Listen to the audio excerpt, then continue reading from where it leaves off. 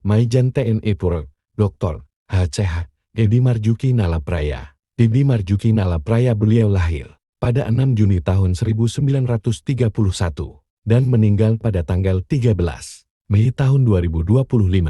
Ia wafat pada usia 93 tahun di RSPI Pondok Indah, Jakarta. Adalah tokoh penting dalam dunia pencaksilat Indonesia dan tokoh nasional yang dihormati. Beliau dikenal sebagai pelopor pengembangan pencaksilat di kancah dunia, pendiri dan tokoh sentral Ikatan Pencaksilat Indonesia IPSI, serta menjabat sebagai Wakil Gubernur DKI Jakarta periode tahun 1984-1987. Atas jasanya, ia dianugerahi Bintang Mahaputera, salah satu penghargaan tertinggi dari negara.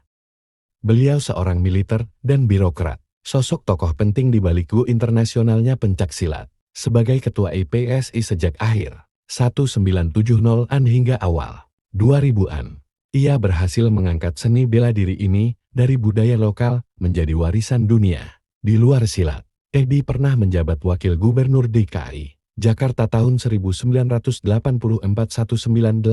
dan anggota Dewan Pertimbangan Agung di era Habibie hingga Megawati. Karir militernya dimulai sejak tahun 1950 di TNI AD, khususnya di Polisi Militer, dan ia pensiun sebagai Mayor Jenderal. Atas pengabdiannya, ia menerima Bintang Mahaputera dan dimakamkan di TMP Kalibata. Ia juga dikenal sebagai mertua pengusaha Agus Lasmono Sutwikatmono.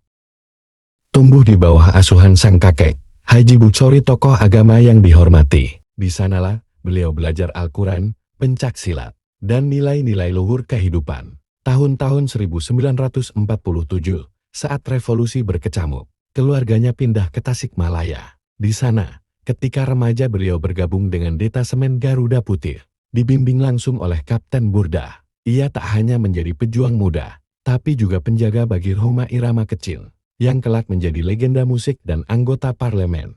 Dari Pelabuhan Tanjung Priok hingga barisan pejuang di Tasikmalaya, Edi Nalapraya menapaki jejak awalnya dengan disiplin, dedikasi, dan jiwa kepemimpinan yang mulai menyala. Usai revolusi, ia naik jenjang dari bintara hingga perwira, ikut serta dalam penumpasan PRRI dan Permesta, serta tergabung dalam misi perdamaian PBB di Kongo. Pada tahun 1965, sebagai kapten, ia dipercaya menjaga keamanan Jenderal Soeharto, bahkan memasang ranjau anti-tan demi keselamatan sang jenderal. Loyalitasnya menjadikannya pengawal utama Soeharto hingga masa awal Orde Baru. Karirnya terus menanjak menjadi kepala staf Kodam Jaya dan orang kepercayaan intelijen RB Mordanin tahun-tahun 1984.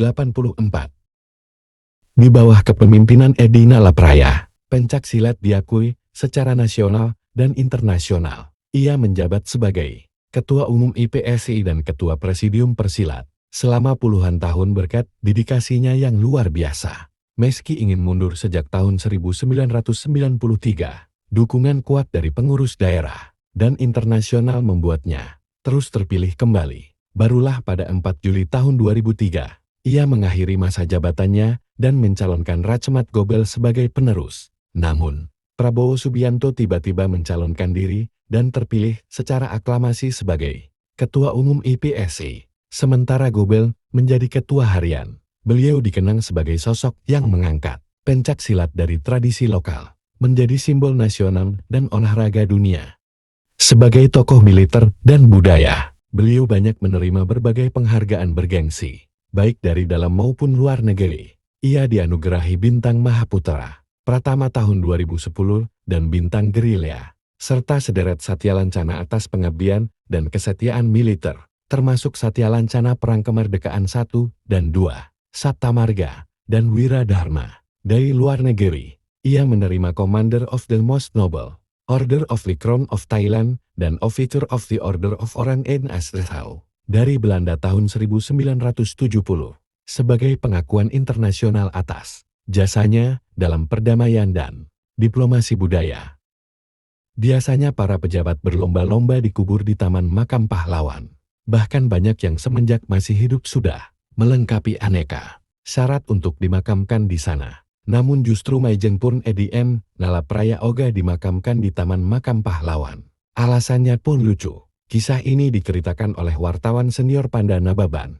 Saat itu Panda bertemu Maijen Edi di Taman Makam Pahlawan Kalibata. Saat pemakaman Ali Murtopo, keduanya lalu mengobrol. Begini kata beliau, Panda, kau kan wartawan. Kau tulis kalau aku meninggal dunia, aku tak mau dimakamkan di sini. Memangnya kenapa, Pak? Balas Panda. Aku tidak bisa tidur nyenyak.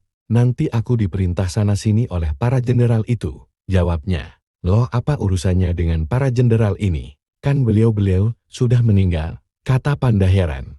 Tidak, mereka ini walau sudah meninggal masih suka perintah-perintah, katanya sambil menunjuk makam beberapa orang jenderal. Panda Nababan pun tertawa mendengar jawaban beliau. Jenazah beliau disemayamkan di Padepokan Pencak Silat TNI dan dimakamkan di Taman Makam Pahlawan Kalibata sebagai bentuk penghormatan atas dedikasinya bagi bangsa.